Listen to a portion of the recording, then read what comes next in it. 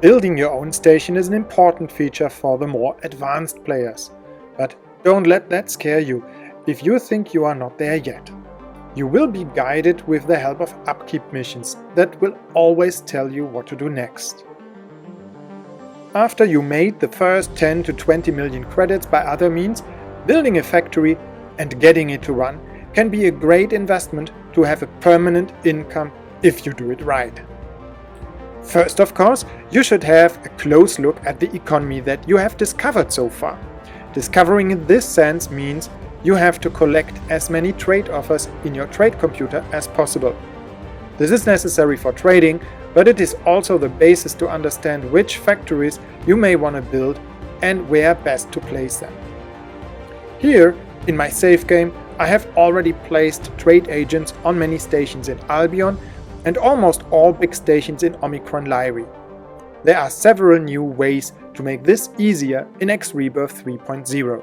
A resource that is in high demand for a longer time and in more than just one or two stations points to a good opportunity for building. You now need to identify factories that can produce this ware you choose. Once you know what you want, get a construction vessel, find an architect who can build the factory you want, and place him or her on that vessel. Construction vessels from the different solar systems like De Vries, Albion or Omicron Lyri can only be used to build those stations that are known in these systems. But you can of course bring a construction vessel from one system to another and then be the first to build that station in a new solar system. Once the construction vessel is in your squad, it will follow you around and you will see active build spot UI elements.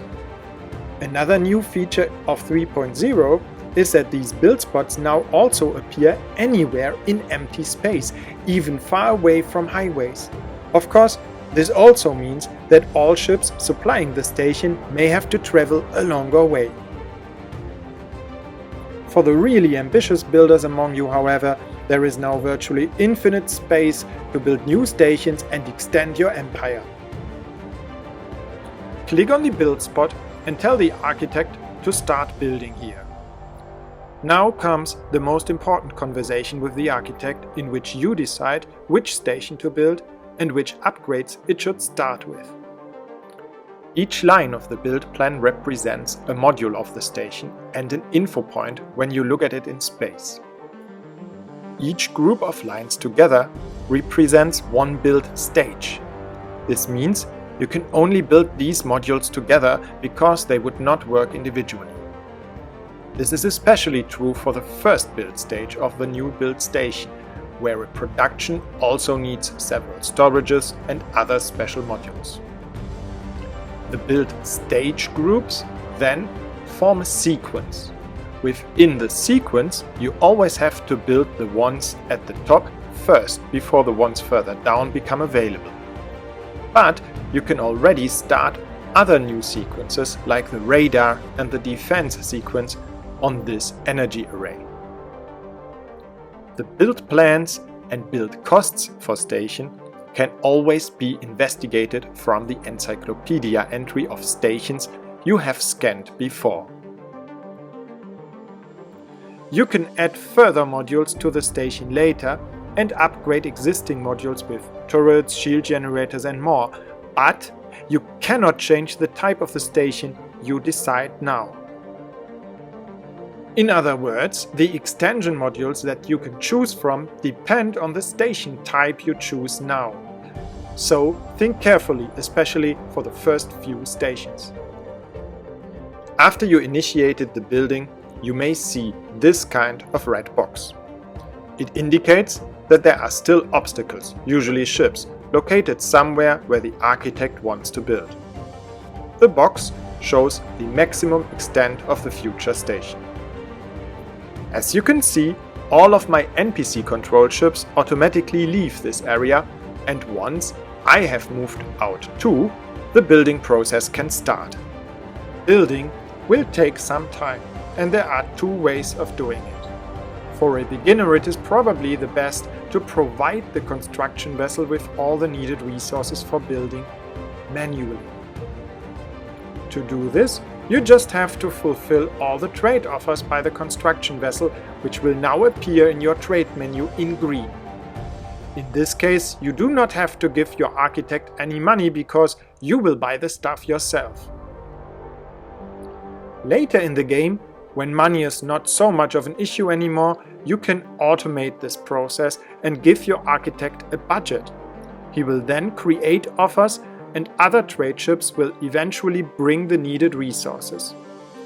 You can also mix these two things and still provide some resources manually while giving the architect a budget to buy the rest himself.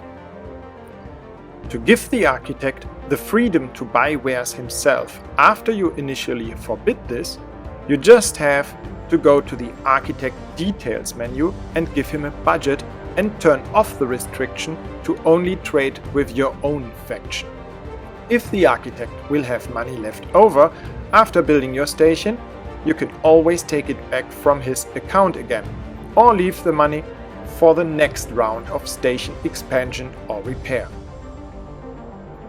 This menu here, available from the architect conversation, will always show you exactly how many resources are still needed and how far the building has progressed. There is a trick here for advanced players.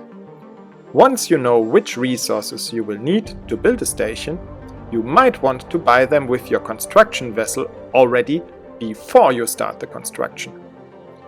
You can use a construction vessel from your trade menu to buy wares just like a normal trade ship. You just cannot use it to sell wares anymore.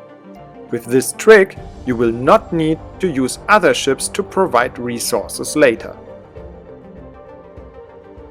Once the station is done, you will see new upkeep missions pop up. The most important of these are the blocking ones, especially the mission to bring a manager to the station, because without a manager you will again have to provide all the resources manually and also sell all products manually. Only after you hire a manager can you assign them a budget. The manager will then buy goods from other traders. Note that this always works, no matter if you give the manager their own ship or not, because they can also buy from other traveling traders. If you give them trade ships, however, they are more flexible and able to get important resources faster. This only works within a certain range, however, and you can extend that range by building communication modules which look like gigantic satellite dishes.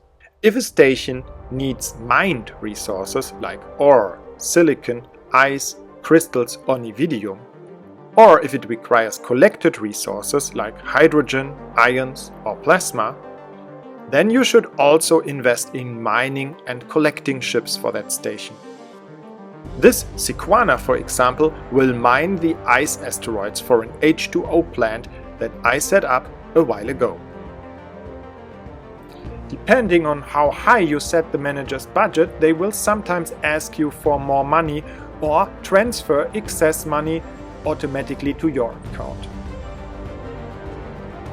Another new feature of X Rebirth 3.0 is that you can set manual prices for the buying and selling of goods.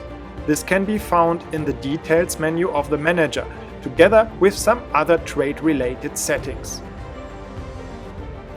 There are many more cool new features in X Rebirth 3.0, and most of them are a lot easier than building and operating your own station. As with anything in X Rebirth, it is up to you to choose what you want to do in the universe. To learn more about X Rebirth 3.0 and other cool new features, please click here.